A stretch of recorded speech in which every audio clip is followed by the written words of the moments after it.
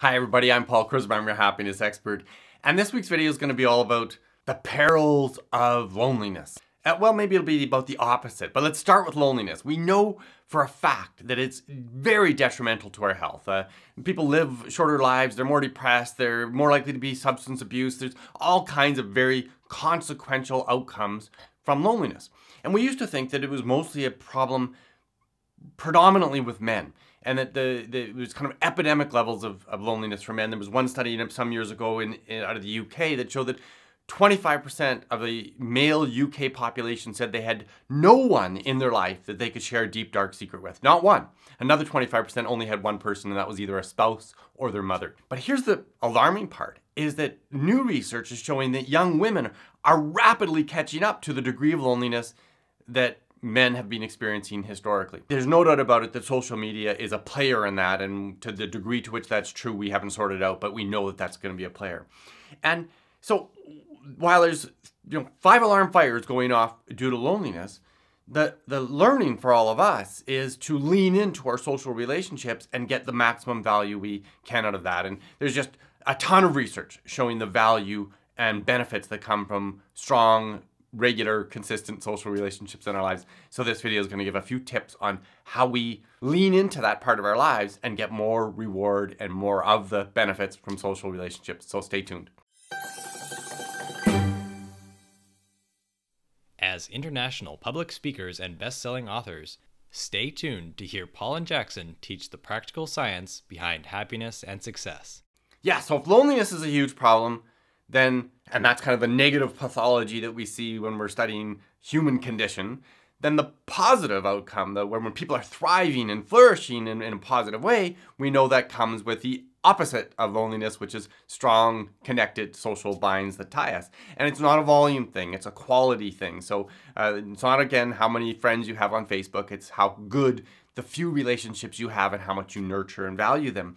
And there's some really great research. And in fact, I was just watching a webinar with a woman named Sarah Algo. She's a PhD psychologist, and she studies relationships. That's her thing. And she talks about some kind of fundamental mechanisms by which we enhance relationships. And so I'll talk about those first, then maybe a few ideas about how we can get more relationship benefits in our life. And the first thing she talks about is shared laughter. There can be situations when we're laughing at someone, and obviously that doesn't enhance a relationship. But when we laugh at the same time, we know it's powerfully helpful for us. It's sort of like there's a mind meld. If we're both laughing together, it shows this degree of connection in a very physical, obvious way. And so people who are laughing together, they feel similar. It binds us. It tells one another that this person is my person. They're like me. And so shared laughter is amazing. Shared good news is another fundamental quality of positive, good social relationships. And sometimes we're reluctant in our society to do it, but when we feel that this is my person that I can share my good news with, that means that person is really someone that you value a lot, because we don't very often go to strangers or loose social ties and say, hey, I've got this great news and you want to share it. No, we tell that to the people that we trust with the stuff that's most close to our hearts.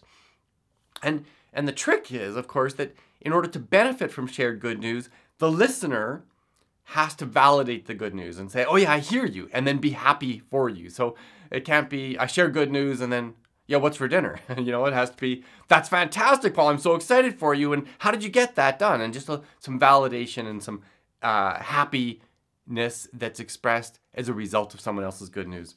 And then this one seems so obvious, and we talk about it all the time in positive psychology, and it seems like it's all just Sunday school stuff and so simple, but gratitude is huge. It is absolutely so powerful. And there's this idea that we need to find the places that we are grateful to and with and for others, and then we remind that person of what it is that we found and said, oh, I found this, and I'm reminding you that it was so awesome what you did, and in so doing, we bind ourselves together. And there's a really interesting thing about shared gratitude is that, of course, it's obvious how that connects us with the recipient of our gratitude, that they obviously are going to feel warm and closer to you because you took the time to acknowledge the good thing that they have done for you in your life.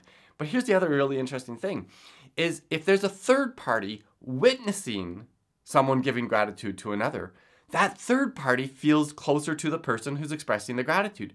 So when we're talking about communities of people at work or in our families or in our social groups, and I express gratitude towards person B, well, person C who's witnessing that feels closer and their social relationship with me goes up. So gratitude is just this powerful, bizarre, fundamental way that we enhance social relationships. And all of this is predicated on this idea that we have to actually work at it. And you know, some of us are really lucky that we've got abundance, great social relationships in our lives. But all of us can benefit from just having a pause and saying, how do I get more of this in my life? And one way to do that is simply to prioritize it. To say to yourself, I'm going to shoot to have at least one positive social engagement every day, or whatever the number is. And again, it's not how many people we know and relate to, it's the quality. So one enjoyable social connection per day might be a reasonable goal. The research is also very clear that talking to strangers opens us up to a sense of more social connection. And I talked about this in a prior video, that this idea of weak ties, the relationship you have with your barista at Starbucks, that connection that maybe is momentary, but if it's sincere, you're making eye contact and you're genuinely engaged with that person for a moment, we get those little shots of oxytocin, which is the same love hormone that we have with our most important people in our lives. And then I'm not surprised by this, but it seems to come up over and over and over again in the positive psychology literature that people who practice mindfulness tend to have better social relationships. And I guess that's just because it so grounds us in the now, that if I'm really witnessing you as the person standing across from me, then I'm going to have much better ability to align with your emotions, connect with what's really going on for you, observe the good in you, and be happy for your good moments and all that kind of stuff. And mindfulness allows all of that. It just grounds us in what's happening right now. And if I'm having a good connection with somebody right now, then that mindfulness is going to allow me to express it, connect, and just have enhanced social relationships. And then finally, this one's trickier, especially in our society today, but affectionate touch is a huge part of quality social relationships. And you know, I remember speaking to an American one time at a conference and saying, we Americans, we just don't touch people. Like you don't do that at work anymore. Unless it's a romantic partner or your child or something, you just don't touch people. And I get why that's arisen and why it can be a problem and all the horrible things that bad people do and violating other people's trust through inappropriate touch. But we are human first. And so a pat on the back, a handshake that also extends to holding their forearm or touching their shoulder, that kind of stuff it matters.